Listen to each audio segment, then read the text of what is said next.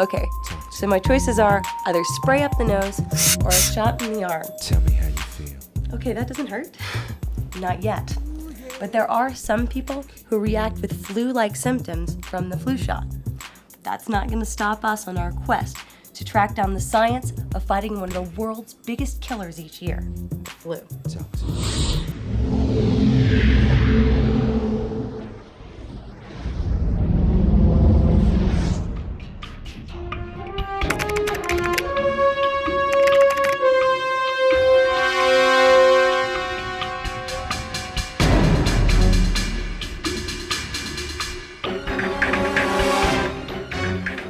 All right, we made it, and down those stairs are the top disease detectives in the entire planet. And guess who their main culprit is every single year? That's right, the flu.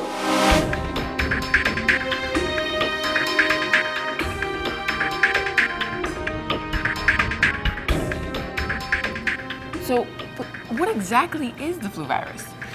Well, an influenza virus is considered to be a pathogen, which means that it can cause infections and disease, but it's different from bacteria. It does have its own genetic sequence, and it's so small that you can only see it with a microscope. So why doesn't our immune system just simply fight it off? Well, when we get sick with influenza, or we get a vaccine against influenza, our body makes something called antibodies, which are directed towards an antigen, which is a protein on the surface of the virus, or which is in the vaccine. So once we've made those antibodies, our bodies can fight off future infections with influenza.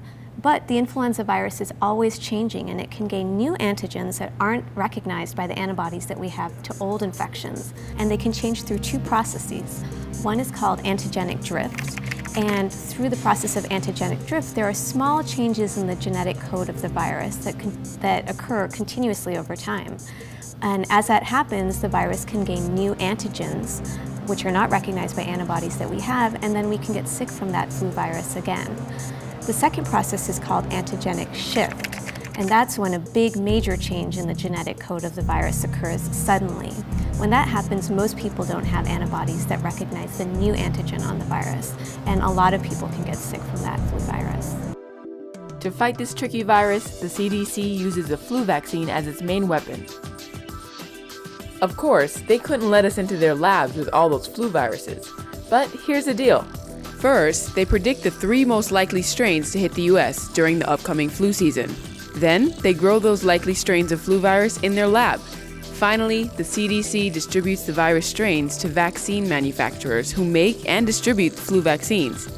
The viruses in the vaccine have been treated so they won't cause the flu, but they will cause an immune response. And we even have options on how we get vaccines. The flu shot can be given to anyone who's 6 months of age and older, including people who have chronic medical conditions, whereas the nasal spray can be given to healthy people who are 2 years of age to 49 years of age. I think I'll go with the nasal spray. I don't like shots. The vaccine only works if you get it, so the CDC recommends that all groups at high risk get their vaccine. This includes all children 6 months to 18 years old, adults 50 years and older, people with chronic medical conditions, and pregnant women. Where exactly does it come from, and how does it get here? Well, influenza viruses circulate in countries all over the world. In the United States, the influenza season occurs during the winter time, but scientists are still trying to understand what happens to the influenza virus in the United States during the summer. Some scientists have hypothesized that influenza viruses are still here in the United States, but they're just not active or they're dormant. Other scientists have hypothesized that the influenza viruses migrate to more tropical climates where flu viruses circulate year-round, and then they migrate back to the United States during our flu season. Hey, the CDC can't fight the flu alone. You're on the front line too of helping fight the flu by first getting vaccinated each year. Cover your nose and mouth with tissue when you cough or sneeze, and put it in the trash afterwards. Wash your hands often with soap and water. Alcohol-based hand cleaners help too. Avoid touching your eyes, nose, or mouth. Germs spread that way. Avoid close contact with sick people. And if you get the flu, the CDC says stay home and avoid contact with others.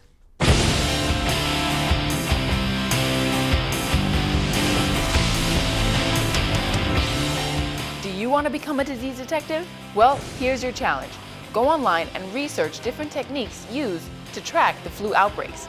And as you've discovered, science helps keep us all healthy.